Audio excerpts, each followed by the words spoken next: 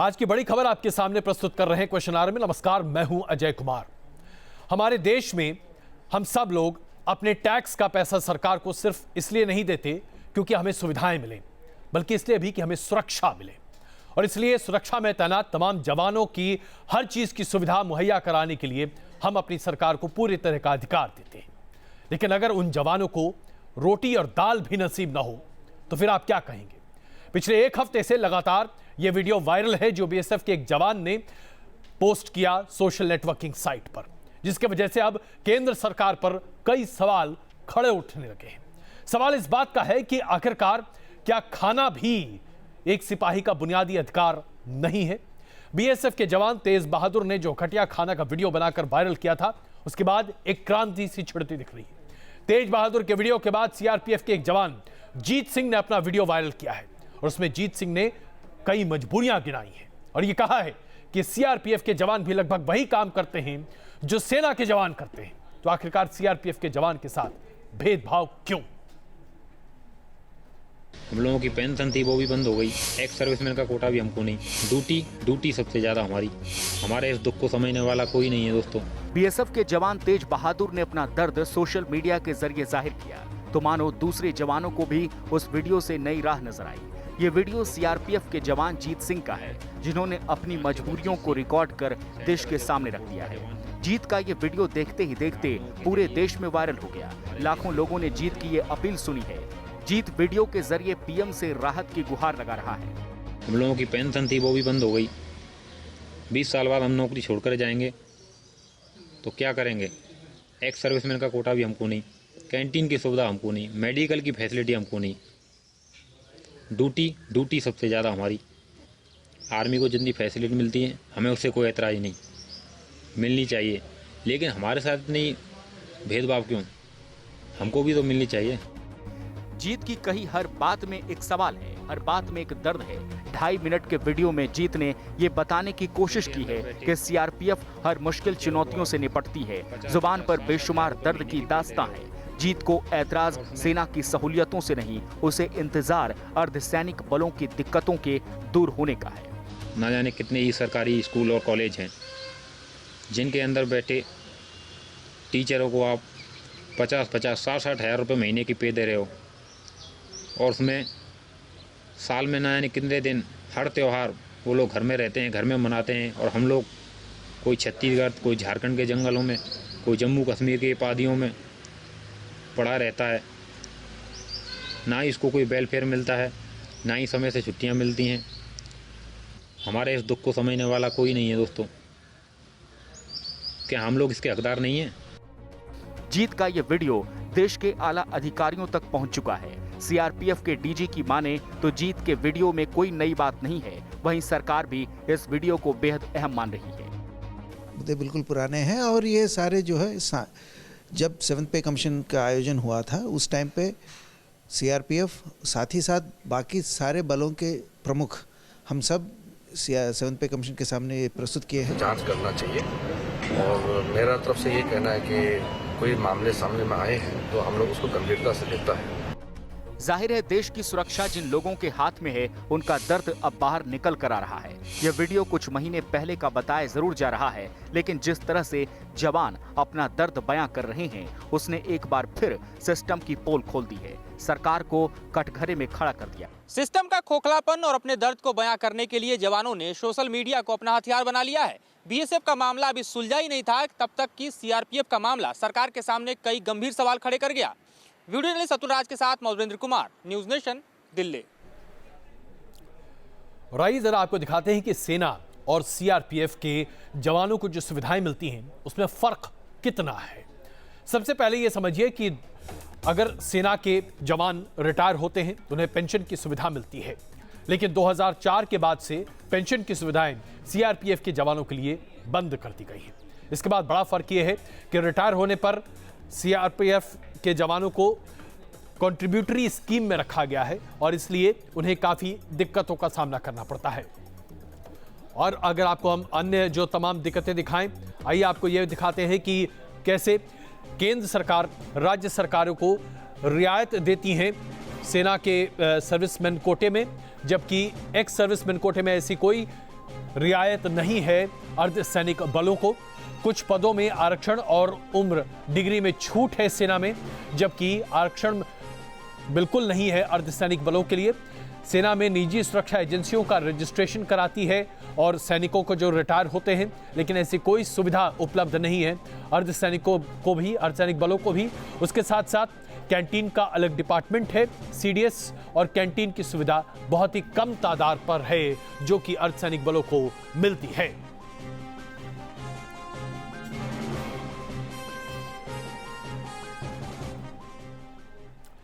CRPF के जवान जीत सिंह का वीडियो वायरल होने के बाद न्यूज नेशन की टीम उसके गांव मथुरा भी पहुंची। जीत सिंह के परिवार और गांव वालों से बताया और बातचीत हुई, जिसमें जीत सिंह ने कहा कि वाकई में जो वीडियो है वो सही है और उसके परिवार वाले भी मानते हैं कि जीत सिंह बिल्कुल सही कह रहा है। हम जैसे आर्मी के लिए है सुविधा, वही सुविधा हमारे लिए। पेंशन जो 10-20 वर्ष का बाल कमा के आ जाए घरों पे, बुढ़ापे में फिर कम क्या करेगा यहाँ करके, पेंसिल नहीं है। अब पेंसिल बन जाए तो बात जैसे चलो खर्चा पानी चल जाए घर का, और बाल बीमार रह जाए, मेडिकल नहीं है, न कोई सामान ले जाए, न मेडिकल कैंटीन मिलती है कोई सामान। तो वायरल के माध्यम से देश के सामने रखी है वो बिल्कुल सही है। उनके साथ जो भेदभाव तो नहीं कहेंगे, लेकिन जो सुविधाएं आर्मी को दी जाती हैं वो सुविधाएं सीआरपी को नहीं मिलती हैं, ये गलत है और ये मिलनी चाहिए इनको भी। परेशान हो जाते हैं, यहाँ 4-4 दिन परेशान रहता है, तकलीफ होती है। और जो सुविधाएं कैंटीन सुविधा नहीं है उनके लिए, ना कोई मेडिकल सुविधा, ऐसे उनके माँ बाप में परेशान बीमार रहते हैं, उनके हाथ पैर बिल्कुल ऐसे हैं, विकलांगों जैसे माँ है उसकी, उसके लिए कोई सुविधा नहीं है आज तक। तो ये हमने आपको दिखाया कि कैसे सीआरपीएफ के एक जवान ने अपनी बात सामने रखी है। इसमें कोई शक नहीं है कि जब से तेज बहादुर ने अपने दुख को सामने रखा, उसके बाद से इस तरह की खबरों की एक बाढ़ सी आ गई है। सवाल यह भी उठने लगा है कि क्या सेना या अर्धसैनिक बलों में कार्यरत जवानों को यह अधिकार होना चाहिए कि इस तरह के वीडियो को वायरल कर वो सेना या अर्धसैनिक बलों के बलोबल को नुकसान पहुंचाए। लेकिन इन सवालों से परे एक बुनियादी सवाल है, क्या बुनियादी मानवता का अधिकार भी अर्धसैनिक बलों के जवानों को नहीं है? तेज बहादुर की पत्नी के पास भी कुछ ऐसे ही सवाल हैं। बीएसएफ के जवान और भी हैं जो इस तरह के सवाल खड़े कर रहे हैं और सरकार के पास बीएसएफ के जवानों के द्वारा उठाए गए मुद्दों का जवाब न के बराबर है। बीएसएफ का यह बार बार कहना है कि सब चीजें दुरुस्त हैं। बीएसएफ यह भी कहती है कि गृह सचिव को अंतरिम जांच रिपोर्ट सौंप दी गई है और अभी तक ऐसी कोई भी जानकारी नहीं मिली है कि खाने में या किसी भी तरह की बुनियादी सुविधा में कोई कमी है। लेकिन कमी नहीं है तो ये आग कहां से उठ रही है? क्या ये बात बीएसएफ के अधिकारी नहीं देख पा रहे हैं? पर बात कर लो कौन भाषा में? बढ़िया के हैं? खाना वाना ठीक बा? कहीं कोई परेशानी? कितना दिन नौकरी भाई? 25 साल सर। कहाँ नौकरी के लिए? 11 साल एसपीजी में, बाकी बीएसएफ। एसपीजी में? जी सर। तेज बहादुर के उठाए सवालों की गूंज बीएसएफ के इस पोस्ट पर आज भी सुनाई दे रही है। ये पुंछ का वही पोस्ट है जहां तेज बहादुर तैनात थे और अब बीएसएफ के आला अधिकारी उसी पोस्ट पर जवानों का हालचाल पूछ रहे हैं। भारत माता की, भारत माता की, बीएसएफ की, बीएसएफ की। एडीजी कमल नयन चौबे इसी आत्मीयता के साथ एक एक जवान से मिलते दिखे। उनका हालचाल जाना, नए रंगरूटों का हौसला बढ़ाया और सीनियर्स को नसीहत दी। सिर्फ ये देखने के लिए कि एक आम दिनों में इनकी जिंदगी कैसी है, इनकी परेशानियां क्या हैं, कैसी सुविधाएं मिलती हैं, जो सुविधाएं इनको दी गई हैं वो इनको ज़मीन पर हकीकत में उपलब्ध हैं या नहीं, और इनके लिए क्या बेहतर ज़िंदगी के उपाय किए जा सकते हैं, वो उसकी समीक्षा करने के लिए मैं आया हूँ। जाहिर है बीएसएफ अलर्ट है। तेज बहादुर यादव के उठाए सवाल पर जांच शुरू हो चुकी है और बताया जा रहा है कि बीएसएफ के डीजी ने गृह सचिव को शुरुआती जांच रिपोर्ट सौंप दी है। सूत्रों की माने तो रिपोर्ट में दावा किया गया है कि वीडियो में दिखाई हुई दाल डिब्बा बंद थी। दाल और रोटी के साथ मछली भी थी। पराठा यूनिट मेस में ही बना था। जाहिर है बीएसएफ जांच के जरिए दूध का दूध और पानी का पानी जल्द साफ कर देना चाहती है, तो दूसरी ओर सरकार भी इस मामले में कोई ढील नहीं देना चाहती। उनका वेलफेयर के लिए सोचना हमारा दायित्व है और हमारा प्राथमिकता है, लेकिन कोई भी चीज़ को अच्छी तरह से जांच करना चाहिए। और मेरा तरफ से ये कहना है कि कोई मामले सामने में आए हैं तो हम लोग उसको गंभीरता से लेता है। सूत्रों के मुताबिक अंतरिम रिपोर्ट में बीएसएफ की तरफ से उठाए गए कदमों का जिक्र भी किया गया है। खाने की गुणवत्ता जानने के लिए अतिरिक्त महानिदेशक और डीआईजी स्तर के अधिकारियों को भेजने की बात कही गई है। साथ ही बीएसएफ के मेडिकल निदेशालय की एक टीम भी इस काम में लगाए जाने की जानकारी दी गई है। मामला गंभीर है, इसलिए बीएसएफ भी सतर्क है और जांच से पहले अधिकारी कुछ कहना नहीं चाहते। उसके जांच के बाद जो चीज़ उसमें आएंगी, अगर वो बातें सही हैं तो उनमें हम लोग कैसे अच्छे उसको बढ़ोतरी कर सकते हैं वो होगा। सोशल मीडिया पर तेज बहादुर के वीडियो ने जो संग्राम छेड़ा है, उसकी गूंज दूर दूर तक सुनाई दे रही है।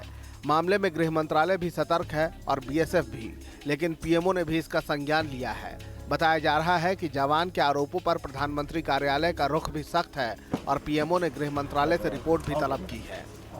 Team news nation. बीएसएफ जवान तेज बहादुर के मामले में अब नया मोड़ इसलिए आ रहा है क्योंकि प्रधानमंत्री कार्यालय ने अब गृह मंत्रालय से रिपोर्ट मांगी है। इस बीच तेज बहादुर की पत्नी का यह आरोप है कि उसके ऊपर तरह तरह के दबाव डाले जा रहे हैं। आप समझ सकते हैं कि एक बीएसएफ के जवान ने जब थोड़ी सी हिम्मत दिखाई तो कैसे अधिकारी वर्ग उसकी जबान बंद करने पर जुट गया। जब से मैसेज आया है 2 दिन से तो सोए नहीं है, रात भर नींद नहीं आई, कल खाना भी नहीं बनाया ही नहीं। तेज बहादुर की पत्नी की ये बातें उनकी परेशानी बयां करती हैं। पति अधिकारियों पर संगीन आरोप लगाने के बाद सुर्खियों में है तो पत्नी हर कदम पर पति का साथ दे रही हैं। पत्नी सहित पूरा परिवार तेज बहादुर के साथ खड़ा है। इसी बीच शर्मिला के नए आरोप से मामले में नया मोड़ आ गया है। उनका दावा है कि उनके पति पर शिकायत वापस लेने के लिए दबाव बनाया जा रहा है। कंप्लेंट वापस लेने के लिए बोल रहे हैं और दबाव बनाया जा रहा है कि अपने माफी मांग ले और कंप्लेंट वापस ले ले। परिवार की देखरेख से लेकर बेटे की पढ़ाई का ख्याल शर्मिला ही रखती हैं। उनकी मांग है कि उनके पति को न्याय मिले। मैं ये चाहती हूँ कि अब सरकार मेरे पति के साथ न्याय करे और उन्हें न्याय मिलना चाहिए, क्योंकि उन्होंने कोई गलत काम नहीं किया है, सिर्फ अपने खाने के लिए ये आवाज़ उठाई है। इस बीच इस मामले में दिल्ली हाईकोर्ट में एक पीआईएल भी दाखिल की गई है, जिसमें जवान के खिलाफ किसी तरह की कोई कार्रवाई नहीं करने की मांग की गई है। Team news nation. इधर बिहार के औरंगाबाद में छुट्टी न मिलने की वजह से एक जवान ने अपने ही 4 साथियों को मौत के घाट उतार दिया। क्या आप समझ सकते हैं कितना ज्यादा दबाव इस तरह से पड़ता है इन अर्धसैनिक बलों के जवानों का।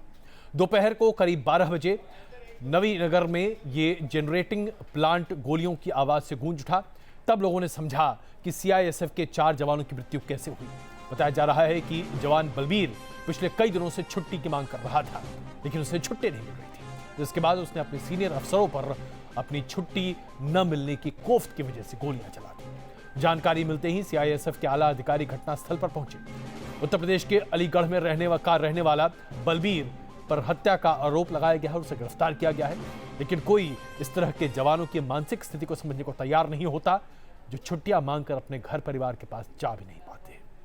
और आइए आपको दिखाते हैं कैसे हमारी नौसेना की ताकत लगातार बढ़ती चली जा रही है। नौसेना के बेड़े में आईएनएस खंडेरी के शामिल होने के साथ ही अब हमारी पनडुब्बी की जो बिसात है वो कहीं ज्यादा फैलती चली जा रही है। अब दुश्मनों पर सटीक निशाना ही लगा पाना बहुत आसान नहीं, बल्कि ये पनडुब्बियां जो बनाई जा रही हैं ये लंबी अवधि तक समुद्र की सतह के नीचे रह पाएंगी।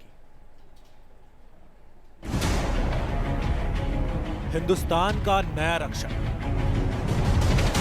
समंदर में बड़ी देश की ताकत, खंडेरी से खौफ खाएंगे दुश्मन। यह भारतीय नौसेना का नया ब्रह्मास्त्र है, एक ऐसा अचूक हथियार जो समंदर में दुश्मन को पलक झपकते ही खाक में मिला सकता है। आईएनएस खंडेरी को जब मुंबई के मझगांव डॉकयार्ड से नौसेना के बेड़े में शामिल किया गया तो समंदर में हिंदुस्तान की ताकत कई गुना बढ़ गई। खंडेरी सबमरीन को लॉन्च कर दिया गया है। दिखाना चाहूँगा, सामने आप देख सकते हैं ये खंडेरी जो सबमरीन है वो लॉन्च हो चुकी है। अब इसे समंदर में ले जाया जा रहा है जलावतरण के लिए, ताकि इसको पानी में उतारा जा सके। जो सबमरीन देख रहे हैं आप, सबमरीन के नीचे का बेस जो देख रहे हैं, दरअसल इसे आगे ले जाकर समंदर में डुबाया जाएगा और उसके बाद जो सबमरीन है वह अपने आप पानी में तैरने लगेगी। आप देख सकते हैं तमाम जो लोग हैं, जो कर्मचारी हैं, जिन्होंने रात दिन मेहनत करके इसे बनाया है, वो बेहद उत्साहित हैं। आप देख सकते हैं किस तरह से हाथ हिलाकर अपनी खुशी जो है वो जाहिर कर रहे हैं। आईएनएस खंडेरी एक ऐसा युद्धपोत है जो एंटी मिसाइल से लेकर परमाणु ताकत से लैस है। इसकी सबसे बड़ी खासियत है स्टील्थ टेक्नोलॉजी, जिसके चलते ये सबमरीन कभी भी रडार की पकड़ में नहीं आती है। साथ ही टारपीडो या एंटी शिप मिसाइल का इस्तेमाल कर समंदर के भीतर ही दुश्मन के युद्धपोत को तबाह कर सकती है। इसमें वेपन लॉन्चिंग ट्यूब्स लगे हैं, जिसके दम पर समंदर के भीतर ही ये पनडुब्बी हथियारों को लोड कर सकती है। ये सबमरीन करीब 40 दिनों तक समंदर के भीतर रहकर ऑपरेशंस को अंजाम दे सकती है और किसी भी मौसम में काम करने में सक्षम है। ये एक सबमरीन अटैक सबमरीन है और both anti submarine that is दूसरे दुश्मन के पनडुब्बियों के ऊपर वार कर सकती है, दूसरे के एनिमी के जहाज़ों के ऊपर भी वार कर सकती है। इस सबमरीन का नाम मराठा योद्धाओं के एक द्वीप के नाम पर रखा गया है और ये पनडुब्बी पूरी तरह से भारत में बनाई गई है। नेवी की प्रोजेक्ट 75 के तहत कुल 6 सबमरीन बनाए जाने वाले हैं और 2021 तक ये सभी के सभी 6 सबमरीन नेवी को सौंप दिए जाएंगे। वीडियो जर्नलिस्ट इमरान सिद्दीकी के साथ शैलेंद्र सिंह, न्यूज़ नेशन, मुंबई। सीमा पार से पाकिस्तान लगातार अपनी नापाक साजिशें रचता रहा है और इस बार उसे मुंह की खानी पड़ी है। बावजूद इसके पाकिस्तान अपनी हरकतों से बाज नहीं आता। बाड़मेर और जैसलमेर से लगती सीमा पर उस पार पाकिस्तान की गतिविधियां काफी बढ़ गई हैं। सैनिक सूत्रों के माने तो पाकिस्तान इन दिनों सीमा के उस पार बंकर बनाने में लगा हुआ है, जिसे देखते हुए सीमा पर बीएसएफ को भी अलर्ट कर दिया गया है। पाकिस्तान की नई चाल, बॉर्डर पर बंकर की साजिश। एक तरफ पाकिस्तान आतंकियों की घुसपैठ करा रहा है तो दूसरी तरफ बॉर्डर पर अपनी हरकतों से तनाव बढ़ाने में लगा है। आए दिन सीमा पार रची जा रही साजिशों की पोल खुलती जा रही है। ताजा मामला है राजस्थान के जैसलमेर और बाड़मेर से सटी पाकिस्तान की सीमा का, जहां पाकिस्तान बंकर बनाने में लगा है। सैन्य सूत्रों से मिली जानकारी के मुताबिक बॉर्डर के उस पार पाकिस्तान की हलचल बढ़ी है। पता चला है कि पाक कई बंकर और मोर्चे तैयार करने में लगा है, साथ ही पुराने मोर्चों की भी मरम्मत करवा रहा है। पाकिस्तान की नापाक हरकतों पर हिंदुस्तान भी एक्शन में दिख रहा है। सीमा पार की गतिविधियों के बाद राजस्थान सीमा पर तैनात बीएसएफ को अलर्ट कर दिया गया है और चौकसी बढ़ा दी गई है। ये भी माना जा रहा है कि सीमा पर बीएसएफ बहुत जल्द बड़ा सैन्य अभ्यास शुरू करने वाला है। उरी हमले के बाद पाक से लगी सीमा पर हाई अलर्ट है। पंजाब और जम्मू कश्मीर से लगी सीमा पर सुरक्षा घेरा काफी मजबूत है। ऐसे में आशंका है कि पाकिस्तान की नजरें इन दिनों गुजरात और राजस्थान बॉर्डर पर टिकी है। Team news nation. चीन लगातार भारत के रास्ते में रोड़ा अटकाता रहा है और एक बार फिर चीन ने भारत को बड़ा झटका दिया है। खबर है कि चीन ने थाईलैंड पर इस बात का दबाव बनाना शुरू कर दिया है कि डी कंपनी के शूटर को भारत में न सौंपा जाए और यह सब कुछ चीन ने पाकिस्तान के कहने पर किया है। भारत के खिलाफ चीन की नई चालबाजी सामने आई है। एक बार फिर चीन की दगाबाजी का शिकार हुआ है भारत। पहले चीन ने जैश ए मोहम्मद के सरगना आतंकी मसूद अजहर को लेकर पैंतरेबाजी की। आतंकी मसूद को संयुक्त राष्ट्र की आतंकियों की लिस्ट में शामिल कराने की भारत की कोशिशों को रोका और अब चीन ने दाऊद इब्राहिम के शूटर के प्रत्यर्पण पर लगाया है अड़ंगा। सूत्रों के हवाले से खबर है कि चीन ने डी कंपनी का शूटर मुन्ना झिंगाड़ा के मामले में थाईलैंड पर दबाव बनाया है। चीन ने थाईलैंड से शूटर को भारत को नहीं सौंपने के लिए कहा है। थाईलैंड सरकार भी चीन के दबाव में आती दिख रही है और वो डी कंपनी के शूटर को मुंबई पुलिस को देने के मूड में नहीं है। हालांकि डी कंपनी के शूटर को भारत लाने के लिए मुंबई पुलिस और भारत सरकार की कोशिशें जारी है। पिछले कुछ सालों में कई बार मुंबई पुलिस की टीम बैंकॉक जा चुकी है। शूटर मुन्ना के प्रत्यर्पण का केस बैंकॉक की अदालत में भी चल रहा है। बता दें कि शूटर मुन्ना झिंगाड़ा साल 2000 में छोटा राजन को मारने बैंकॉक गया था। उस वक्त दाऊद और छोटा शकील ने उसका पाकिस्तानी पासपोर्ट बनवाया था। तब से ही पाकिस्तान उसे अपना नागरिक बता रहा है, जबकि मुन्ना मुंबई का रहने वाला है। शूटर मुन्ना के भारतीय होने के कई सबूत मुंबई पुलिस बैंकॉक पुलिस को दे चुकी है, लेकिन अब चीन और पाकिस्तान के नापाक गठजोड़ के चलते मुन्ना को भारत लाने की कोशिशों को झटका लगता दिख रहा है। Team news nation. Vivekananda Jayanti के मौके पर छत्तीसगढ़ और मध्य प्रदेश की सरकारों ने सूर्य नमस्कार का एक बड़ा आयोजन किया, जिसमें माना जा रहा है कि 1 लाख से ज्यादा लोगों ने सूर्य नमस्कार कर एक अलग रिकॉर्ड बनाया। जाहिर सी बात है इसे एक अलग नजरिए से भी देखा जा सकता है, यानी कि इस पर भगवा रंग भी चढ़ाया जा सकता है, लेकिन सूर्य नमस्कार अपने आप में किसी योग से कम नहीं। हस्तोत्तानासन, हाथों को धीरे धीरे ऊपर उठाइए। मध्य प्रदेश का भोपाल हो या छत्तीसगढ़ का भिलाई, विवेकानंद जी की जयंती को इस बार भी मध्य प्रदेश और छत्तीसगढ़ में धूमधाम से मनाया गया। छत्तीसगढ़ के भिलाई में एक साथ 1 लाख लोगों ने सूर्य नमस्कार कर रिकॉर्ड रच दिया। इस मौके पर छत्तीसगढ़ के सीएम रमन सिंह के साथ साथ बाबा रामदेव भी वहां मौजूद थे। भिलाई के नागरिकों को बधाई दूंगा। ये इस्पात नगरी योग नगरी के रूप में तब्दील हो गई है, जिसमें बच्चों का बहुत बड़ा योगदान है। कुल मिलाकर के देखा जाए 5 वर्ल्ड रिकॉर्ड हमने अनाउंस किए थे, 10 से ज्यादा वर्ल्ड रिकॉर्ड आज यहाँ पर दुर्ग छत्तीसगढ़ भिलाई की इस धरती पर रचे गए हैं। भोपाल में भी सरकारी अमला सूर्य नमस्कार करते हुए नजर आया। खुद सीएम शिवराज सिंह चौहान ने हजारों लोगों के साथ सूर्य नमस्कार किया। सूर्य नमस्कार के फायदे भी गिनाए। शरीर स्वस्थ चाहिए कि नहीं चाहिए? अरे चाहिए कि नहीं? क्योंकि बीमार शरीर से कोई काम करोगे। जाहिर है सूर्य नमस्कार पर चाहे जितनी भी सियासत हो, लेकिन मध्य प्रदेश और छत्तीसगढ़ की सरकार ने संदेश दिया है कि सूर्य नमस्कार योग का ही एक अहम हिस्सा है। Neeraj Srivastava, News Nation, Bhopal.